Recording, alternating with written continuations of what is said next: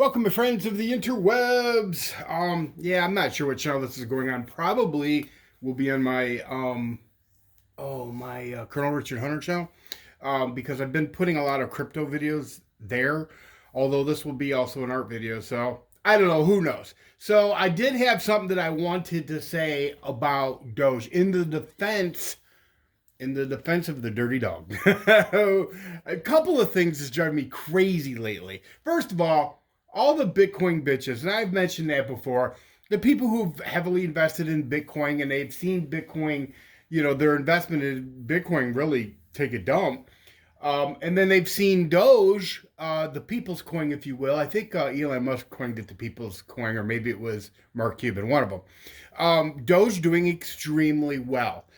Extremely well. And if you've got a lot of money into Bitcoin, I can understand the hate. Haters gonna hate. But I mean, I get it. I mean, they've lost a bunch of money in a project that, to be honest with you, I believe in.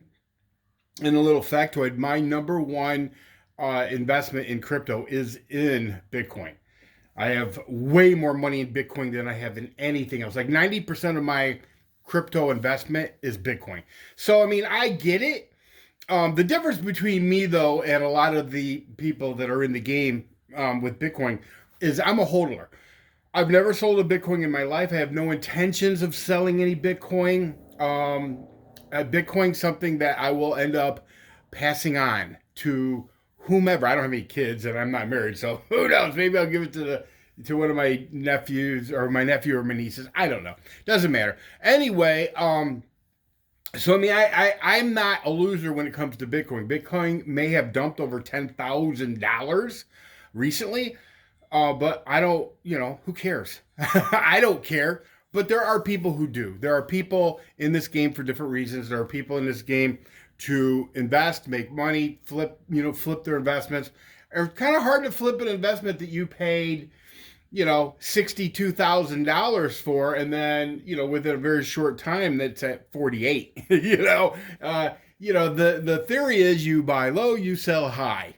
And so a lot of people they're kind of pissed. And here's one of the things, let me go back to what I was originally trying to say. One of the things that's really got me going crazy is when I see these people who are pundits, crypto pundits, people that you think know something, or people that, have big followings, and, even people in the financial world who pretend, I shouldn't say pretend, but people who present themselves as extremely knowledgeable in the world of finance. They've been saying this a lot. This is the narrative. This is the narrative that drives me crazy. The reason that they're all so concerned about Dogecoin is because, hey, y'all had your fun, but here's the problem.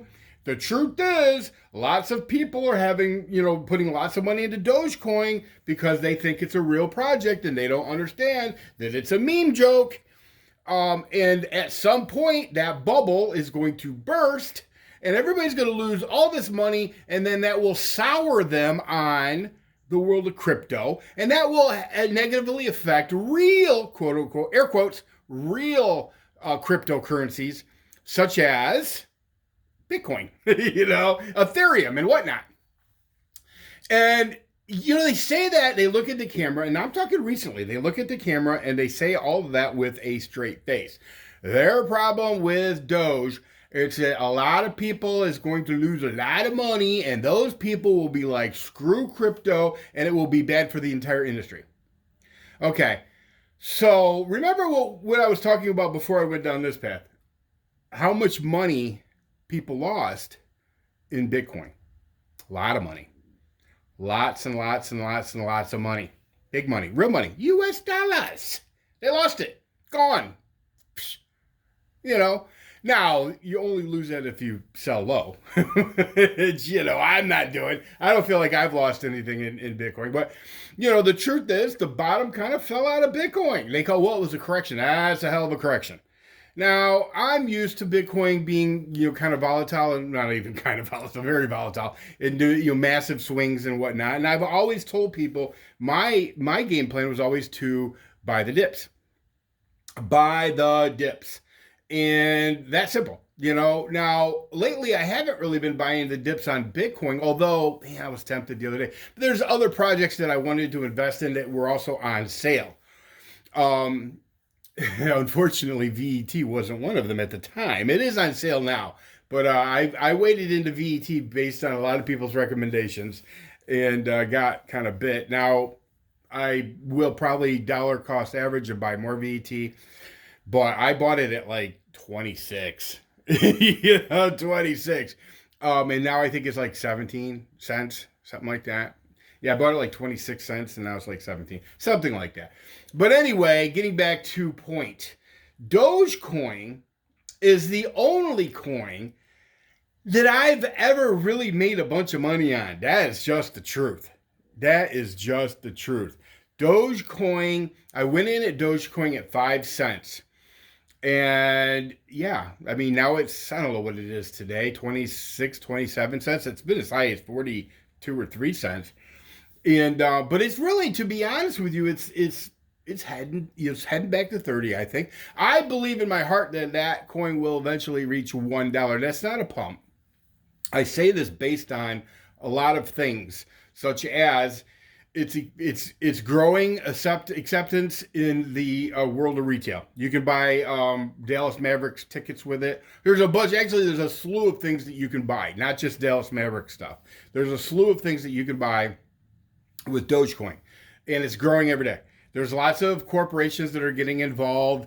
Is Dogecoin perfect? You know what's perfect about Dogecoin? People love it. They do. They love it. Put a price on that. Put a price on that. Now, will Dogecoin ever, I mean, I've got a bunch of Dogecoin now.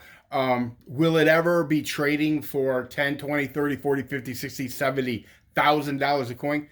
I don't think so. No, it's going to be a utility coin that people use to purchase everyday items, in my opinion, in my humble opinion. And that is happening right now. There's real life, people in real life using Dogecoin for just that. So, it always cracks me up when people slam the dirty dog. The truth is, the dirty dog is the only thing making me money right now in the world of crypto. That's just a fact. So anyway, I just wanted to come on here and put in a defense for Doge. Hey, look, I've said from the very beginning, this thing may crash to zero. I don't think it will, but it could. Anything could. Look, I watched a good friend of mine's grandfather he was in that World War II generation. He had a lot of General Motors stock. He had a ton of GM stock. And I told him, I said, don't ride that thing down to zero. Don't do it. And in his mind, he couldn't even conceive of a day where General Motors stock would be deemed worthless. And so he did ride that investment down to zero. And I want to say he had probably $50,000 worth of GM stock at one point. And yeah, and at the end, it was all gone, never to come back, worthless. So, anything can crash, anything can happen. I mean, what's happening right now with Bitcoin is, kind of crazy. I don't know what's going on. There's tons of theories. All I know is that Bitcoin at one time was at $61,000, $62,000 per Bitcoin. And then seemingly overnight, it wasn't overnight, but seemingly overnight, it went down to 48. And I think maybe even lower than that. I'm not really sure.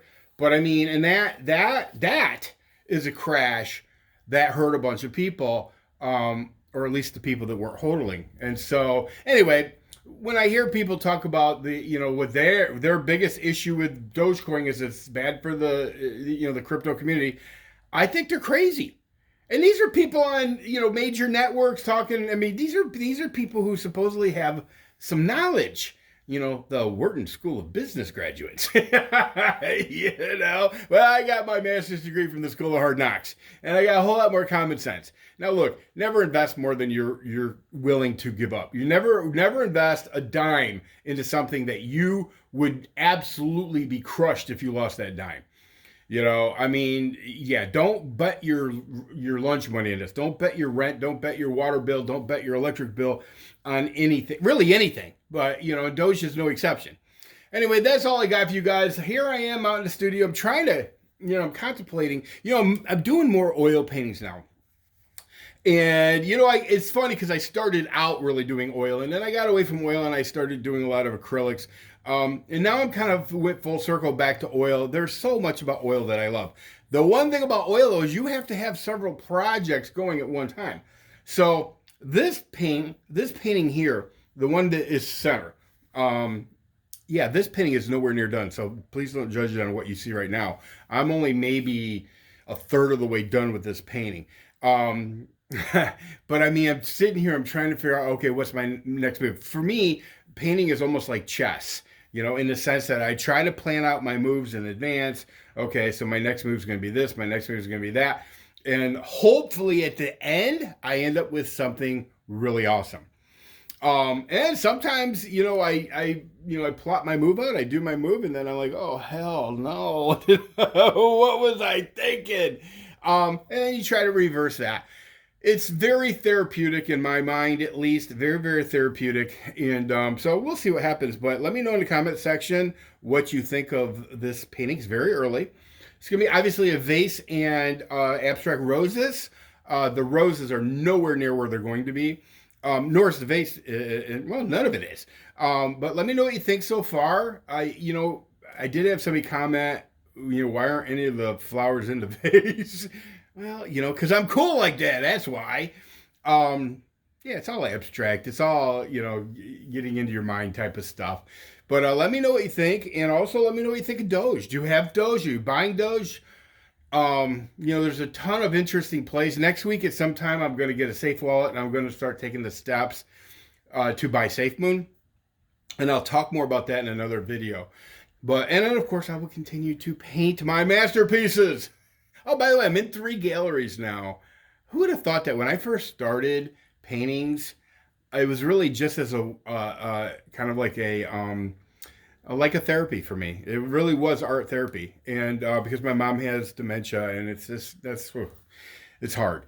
But then all of a sudden, I started selling these things, and now it's crazy. It's just life takes you in weird directions. My theory has always been just roll with it.